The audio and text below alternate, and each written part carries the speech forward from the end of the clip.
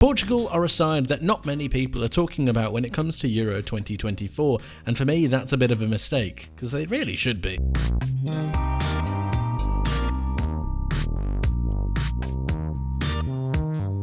Welcome to our Euro 2024 preview. We're going to be talking the strengths and weaknesses as well as everything in between from some of the major teams attending Euro 2024 this season. Today we are talking Portugal. As far as the defensive side of Portugal goes, they have a number of high quality players for a number of positions. This is one of the iterations that I think they could go for. Costa in goal is arguably one of the best ball playing goalkeepers in the modern era right now. We have a back partnership of Diaz and Inacio, who has had a sensational season with Sporting Club de Portugal, and we have Cancelo out on this left hand side. Watch for him to be drifting in from this left hand side in this Roberto Martinez setup, moving into a more midfield style role for better possession, and Palhinha dropping in between the two centre backs. We have Dalot, who can occupy this right hand side, but he can also be positioned, or out of position I should say, by Nelson Semedo. There is a number of different avenues that Portugal can go between for this defensive setup. I think this is one of the best ones they can go for, but they have a number of quality players that allow them to play a varying amount of formations. But we'll get to that later. They say that a lot of attacks start from the back, and that is certainly the case for Portugal, especially with Gonçalo Inácio in the side. He is one of the best ball-playing centre-backs that we can see at Euro 2024 this season, with a pass completion rate of 89.1%, putting him in the 89th percentile in Europe's top 5 leagues, as well as the amount of passes that he's attempted. His progressive passes at 8.56 per 90 is extremely impressive, making him an extremely dynamic player who likes to play the ball forwards. The idea of Cancelo going into midfield not only gives Portugal a better defensive stability when it comes to holding on to the ball, but also at the same time allowing Palhinha to drop just gives an extra option, splitting these centre-backs and allowing Dalot to go quite high. The play of Cancelo to move into a more midfield role really highlights his own creative abilities. We know that he's extremely good on the ball, and that's why they want to really highlight this. If we take a look at some of his statistics, they're here on the screen on the right hand side. 5.03 progressive passes per 90 is extremely useful. 3.75 progressive carries per 90 as well. And then we can see some of the other real highlighted stats. Successful take-ons 2.45 for a right back or a left back. Just any kind of defender, this is extremely useful. His creation stats are off of the charts, and I really do think that moving him into a more central area will no doubt give more control, more creativity to this Portugal setup and allow them to go forwards that little bit better. Palhinha is a defensive powerhouse, and it's having him in this side as that main central defensive midfielder to be aggressive when he needs to, but at the same time drop back for those passes as well. Moving into a standard back four, Palhinha can then go and roam and be a little bit more aggressive, and we can see that in some of his statistics as well. 5.07 tackles per 90 in the Premier League this season, but putting him in the 99th percentile. He's just so good. Interceptions, blocks, clearances, just so very defensively solid, and then he's able to drop deep, recycle the ball around to the players who want to go forwards, want to have that creativity, and it makes for Portugal to be a really well balanced side. Going forwards is where Portugal really come into the realm, and the amount of technical attacking talent that they have, as well as the real dynamism they have going forwards, makes them an extremely difficult proposition to deal with. Bruno Fernandes really coming into the side and being the main creator, but also passing on a lot of the major opportunities to Bernardo Silva, who is out on this right hand side, leaving space for Leao out on this left, and it's really where the flanks that I think Portugal are going to dominate. They're not necessarily symmetrical in the way they play, i.e. meaning they have two really pacey wingers, but the technical ability of Bernardo Silva to not only drift down this side but also cut in, allowing Bruno Fernandes to go in for crosses, allowing Leao to really enter the box later down the line. It's this dynamism from Leao's pace, speed and recovery with the idea of Bernardo Silva cutting inside, with Bruno Fernandes going around the outside, that gives a number of opportunities for Portugal's strikers. The crosses into the box, I think, are going to be a major avenue that people really need to look towards.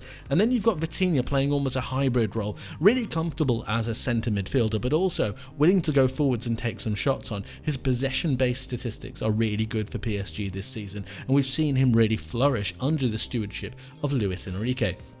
Cristiano Ronaldo obviously being that main central striker, but I think that utilising Gonçalo Ramos is something that Portugal really need to look towards. Yes, Ronaldo is really good towards the box, and yes, he is their talisman, really the player that they're going to look towards to really create those big moments. But as for the balance in the side, the question marks will be there.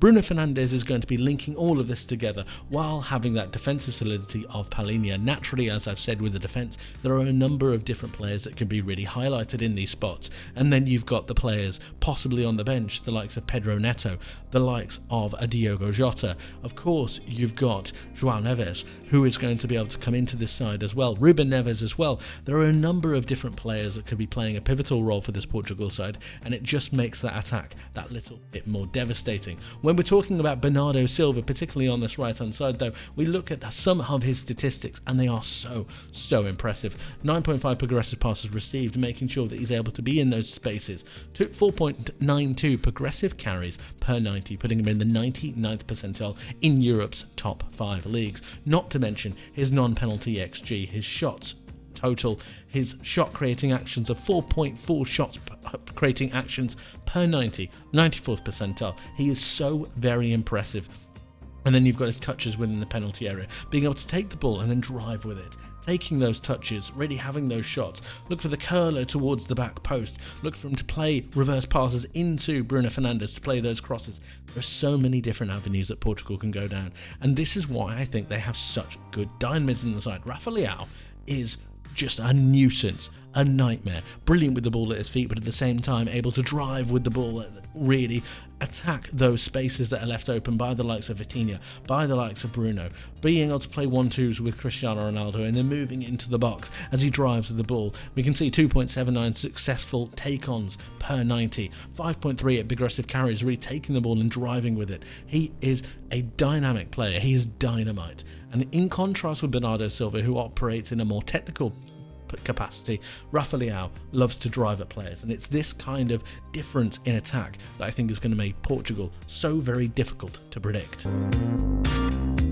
One of the biggest strengths for Portugal, for me, is the depth and quality that they have in this entire side, and the tactical flexibility that Roberto Martinez is able to draw on. When we think about a lot of sides, they tend to struggle or really diminish in quality when they start to change positions and when they start to change formations. When you have the 4-3-3 being such a dominant formation for so many different sides, the ability to really change in an instant to, for example, a back three, allowing for an extra midfielder to go on these wide areas, perhaps even occupying a top two with Ronaldo and Ramos. Then you've got the idea of a player in Bruno Fernandes going a little bit further forwards, being that main attacking midfielder, utilising the pace and power of a Semedo or even a Nuno Mendes. It's really, really dynamic, and the ability for them to switch different sides of play, to really have two attackers, to have a main creative central attacking midfielder, while also having two main holding pivots and a defensive back line that can be made up of both experience in Pepe or even a youngster in Antonio Silva. The real mixture of and blend of youth and experience along with a heap ton of talent makes Portugal such not only a dynamic side tactically, but also a very physical, really dominating and very, very exciting side. This might seem a little bit crazy, but bear with me. My weakness for Portugal is Cristiano Ronaldo.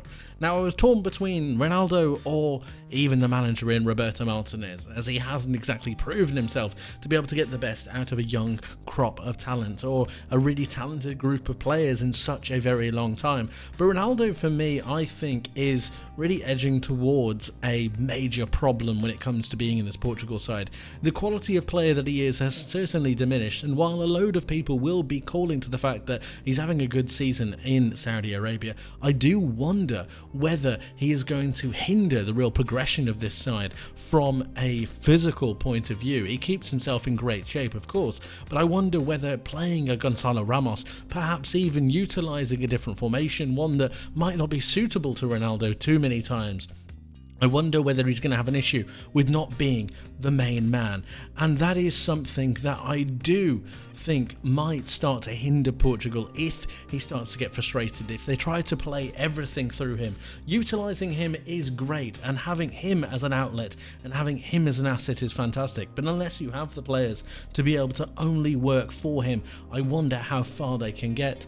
Defensively, he is nearly non-existent. From corners, he's fine, but for the most part, I do think that Portugal are going to be lacking from a striking point of view in a more defensive role. And there are going to be some times when he will need to be that little bit more defensive, when he's going to need to utilise a number of different assets. And yes, his experience might help him out here, but I just have the feeling that the over-reliance or the need to be reliant on him from a Martinez point of view, from a Roberto Martinez point of view, I fear that he's going to want to use Ronaldo a little bit too much. And I think that the best way forwards for Portugal might be to have him play more of a bench/supporting role, to allow these youngsters to really express themselves, to allow them to go forwards and really show what they can do.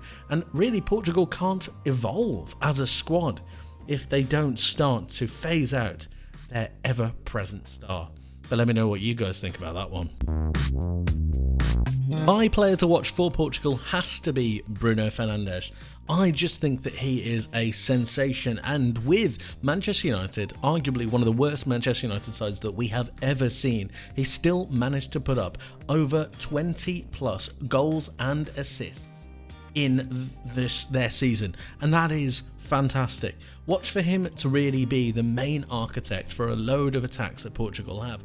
Players looking for Fernandes while being allowed to then turn, unshackle himself and move forwards. His utilisation of the ball with Bernardo Silva out on this right hand side is going to be something that I think is utilised a lot by Roberto Martinez. Crosses going into the box, him looking to really pick up the ball and then make those crosses into the box for the likes of Cristiano Ronaldo and Gonzalo Ramos.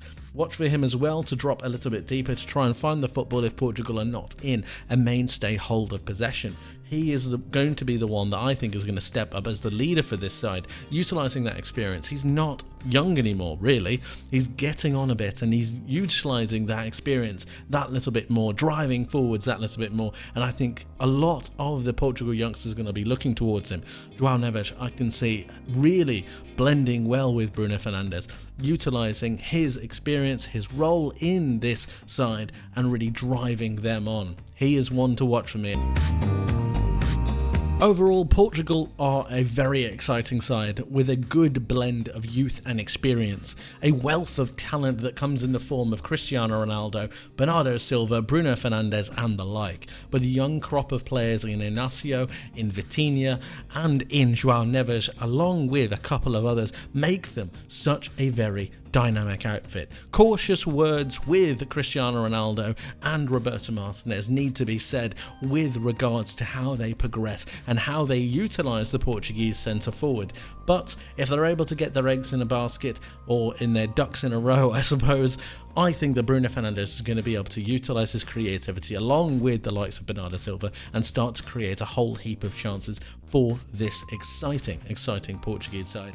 Defensively, they look quite strong, and the thought of them being underdogs or not really being represented that well at Euro 2024, I think are wide of the mark. I think they're a great side and they're going to do quite a lot of damage to a number of teams who underestimate them, so don't underestimate them. But I want to hear from you guys. Let me know your thoughts in the comment section below. How excited are you for Portugal, and how excited are you for Euro 2024? Thank you ever so much for watching. I hope you enjoyed. If you did, make sure you check out the rest of our Euro 2024 previews, and make sure you stay tuned for Euro 2024 and all the coverage that we're going to be having. Thank you ever so much for watching. I hope you enjoyed. I hope you learned something new, and hope to see you in the next one. But until then, my friends, take care.